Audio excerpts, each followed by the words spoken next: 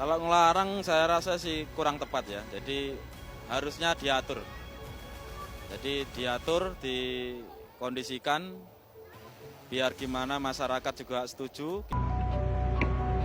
Ramainya pemberitaan berbagai media massa tentang pro kontra Sonhor yang melibatkan banyak tokoh, baik para budayawan, sosiolog, ekonom, aparatur pemerintah, bahkan para ulama, baik yang betul-betul ulama atau orang-orang yang selama ini dipersepsikan oleh publik sebagai ulama. Saya menanggapi hal ini dengan mencoba mengungkap ada hikmah apa di balik peristiwa ini yang cukup menyita perhatian publik. Saya tidak akan membahas tentang bagaimana status hukum Sonhor karena itu sudah jelas bagi ahli ilmi walaupun masih disangsikan oleh kebalikannya.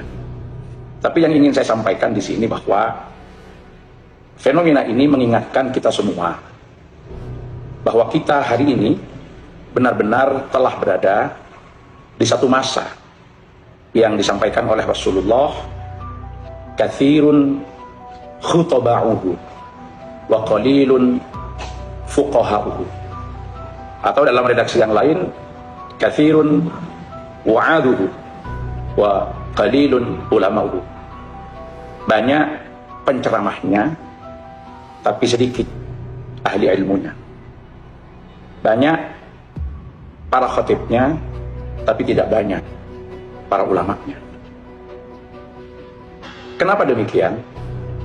Fenomena pro kontra ini adalah cara Allah menunjukkan kepada publik siapa yang betul-betul ahli ilmu dan siapa yang hanya dipersepsikan sebagai ulama tapi sejatinya bukan ulama, sehingga masyarakat bisa menilai bagaimana kapasitas dan kedalaman ilmu seseorang di dalam mengomentari terhadap fenomena dan peristiwa-peristiwa yang terjadi yang belum mendapatkan ketentuan hukum yang jelas sehingga harus memberikan penegasan-penegasan ketentuan hukum terhadap masyarakat. Lembaga Basul Masail yang diselenggarakan di salah satu pesantren di Pasuruan yang melibatkan para ahli ilmu yang sudah terbiasa di dalam pembahasan persoalan-persoalan fikih, termasuk juga Komisi Fatwa Majelis Ulama Indonesia Provinsi Jawa Timur, sudah menyampaikan pendapatnya walaupun banyak ditentang oleh beberapa kalangan. Maka di sini sebetulnya kita bisa menilai siapa yang betul-betul ahli ilmu dan kebalikannya.